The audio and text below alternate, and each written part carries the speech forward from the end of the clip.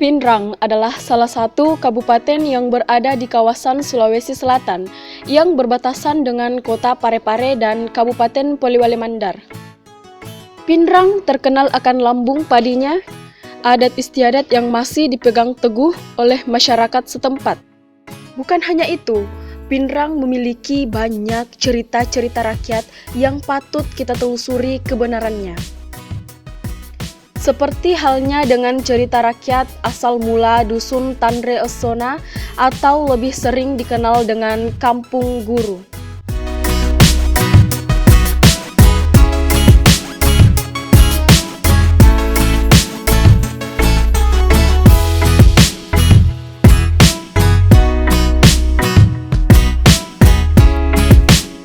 Apakah cerita rakyat yang berkembang hanyalah mitos ataukah fiktif belaka? Karena sumber-sumber dan data-datanya sering menyalahi logika, lantaran sumber hanyalah dapat dikumpulkan dari cerita yang mirip dengan dongeng dan tentunya sulit dibuktikan kebenarannya.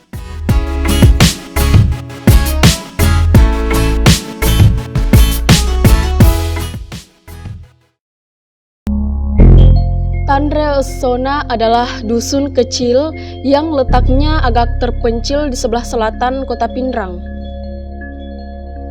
Lebih kurang 4 km dari kota yang berbatasan dengan dusun Tanre Essona ini adalah Dusun Alupang dan Dusun Banga-Banga.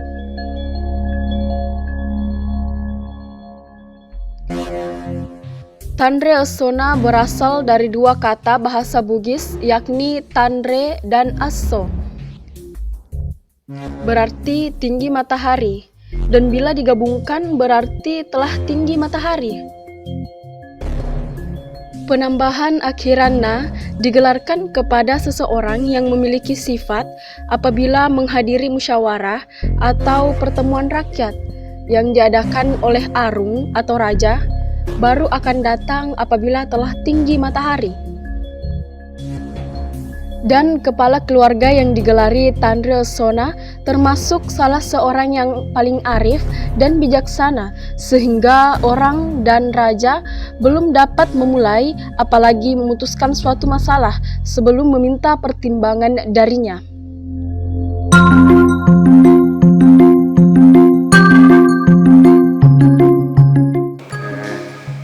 Assalamualaikum warahmatullahi wabarakatuh. Perlu kami sampaikan bahwa untuk membahas tentang asal-usul nama Tanre Essona, konon kabarnya pada abad ke-17 yang lalu di sekitar wilayah sekarang ditempati Tanre Essona ini terdapat suatu kerajaan yang namanya Arupadakalawa untuk melakukan suatu kegiatan atau acara pertemuan membicarakan hal-hal penting dalam kerajaan itu. Ada salah seorang tokoh masyarakat yang disebut arif dan bijaksana, tapi namanya sampai sekarang masih kabur karena perlu kami sampaikan bahwa beberapa sumber yang kami dapatkan sampai hari ini tidak ada yang mengenal nama asli yang sebenarnya. Hanya nanti datang ketika acara sudah dimulai, nanti dimulai acara ketika dia datang. Nah, nanti datang ketika matahari telah tinggi. Jadi orang itu diberi gelaran baru datang orang dari Tandrasona. Itulah yang mendasari sehingga ada nama Tandrasona, sehingga sampai sekarang nama itu diabadikan. Jadi peristiwa awalnya itu kenapa Tandrasona itu dibilang bisa dianggap sebagai dusun Tandrasona, karena dahulu apabila ada pertemuan antar kampung, antara desa Paratkalawa ya kan, dari kampung sebelah ke kampung sebelah, itu di sini orang-orang di sini tuh semuanya pada lambat datang ya kan. Siapa yang paling terlambat datang itu pasti orang Tandrasona. Jadi dari situlah kenapa bisa dibentuk ini namanya Tandrasona, karena orang-orang di sini apabila mendatangi sesuatu musyawarah, nah orang-orangnya pada lambat datang. Jadi semua orang itu menganggapnya bahwa ini kampung dibilang Tandrasona karena sudah tinggi matahari baru menghadiri musyawarah itu. Seperti itu.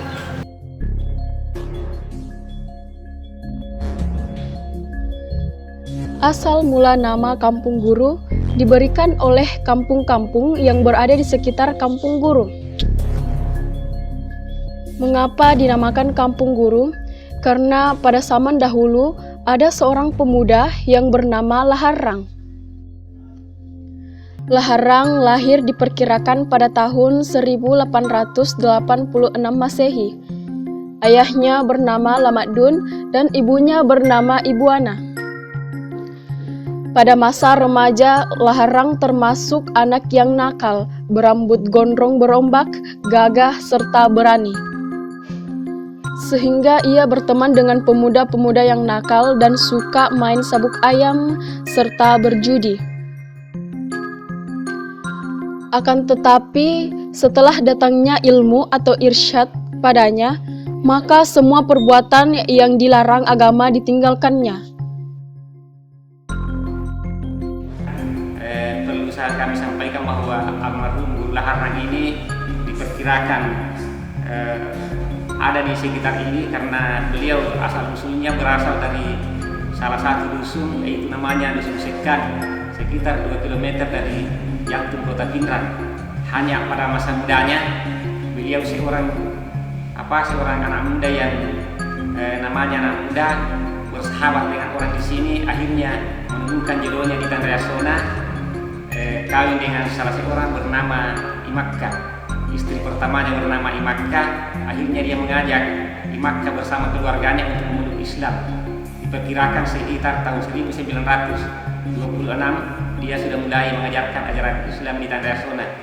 Dan ada beberapa hal yang diajarkan itu, antara lain seperti masalah kebersihan, tata cara salat, pentingnya persatuan dan kesatuan, serta kejujuran dan ajaran Islam lainnya. Itulah yang sampai hari ini diyakini oleh masyarakat Tandrasona.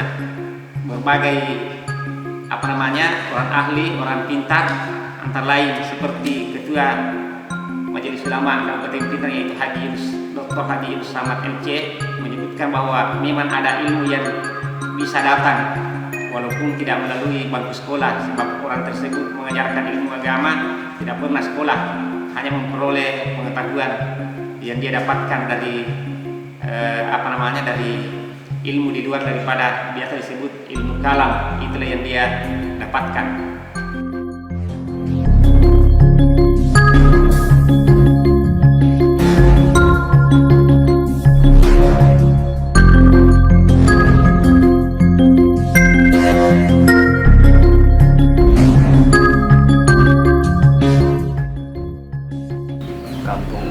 Ya memang ada peristiwa sejarahnya dulu. Kenapa kampung ini dibilang Kampung Guru? Sebenarnya nama kampung ini berawal dengan nama Tandrasona, ya kan? Tapi karena kampung ini ada yang menciptakan atau ada yang mengajar membangkitkan kampung ini yang bernama Laharang dulu. Nah itu yang dibilang Laharang, itulah yang disebut sebagai I Guru, ya.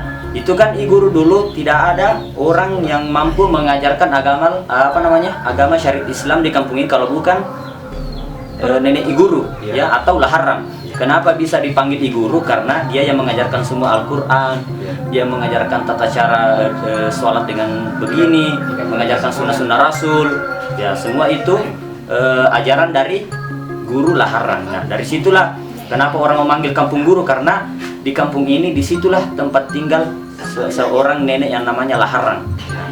Itulah yang dianggap sebagai I Guru. Ya, perlu juga kami sampaikan bahwa ada salah satu sumber dari anak angkatnya yang pernah melanjutkan ajaran Guru Laharang, bahwa pada awalnya Guru Laharang memperoleh ilmu, yaitu yang saya sampaikan tadi, bahwa ilmu kalam yang tidak pernah sekolah, tapi dia mendapatkan ilmu. Kebetulan pada awalnya dia pergi ke gunung. Ketika sampai di kebunnya, dia termenung di salah satu rumah yang berbentuk balai-balai. Pada saat itulah dia mendengar ada suara. Ya, suara itu seperti ada kerbau yang bertanduk. Ketika dia menoleh kiri kanan, ternyata tidak ada. Akhirnya dia lagi mendengar suara seperti kalau ada suara gemuruh kayak guntur. Akhirnya lama kelamaan menoleh tidak ada. Akhirnya melihat ada seperti sosok manusia yang berdiri, seorang perempuan yang tidak goyang. Ketika lama kelamaan ternyata goyang. Itulah yang memberikan air. Ketika dia telah minum, keluarlah keringat dalam tubuhnya. Terus ada bisikan lewat telinga kanannya menyatakan bahwa Anda sudah bersih. Ketika sudah bersih, sudah memahami ajaran agama. Ketika pulang ke rumahnya, menunjukkan iparnya, tetangganya, kurang lebih 7 orang.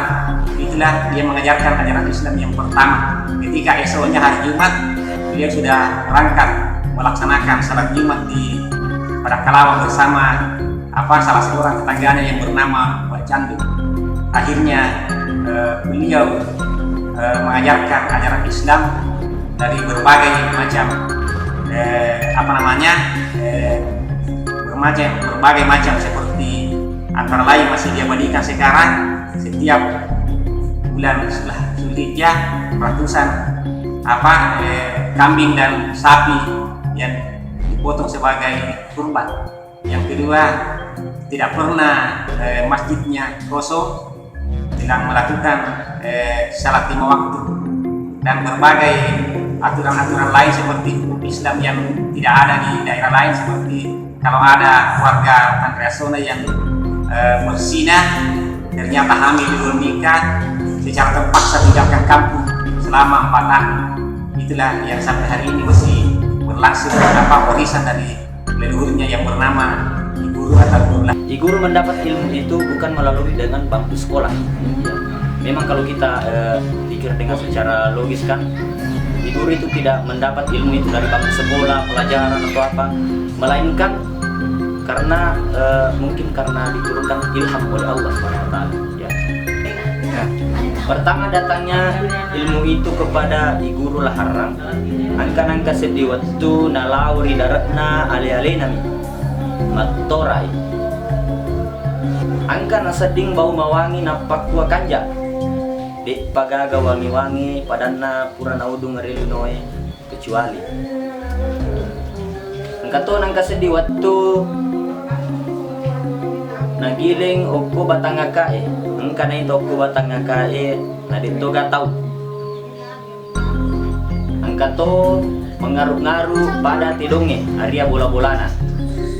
Naralo mitai de gagato. Begitu seterusnya sampai turun jin Islam kepadanya. Pada saat itulah, disitulah I Guru Laharang mendapatkan ilham. Cerita ini telah ditulis dalam buku Selayang Pandang.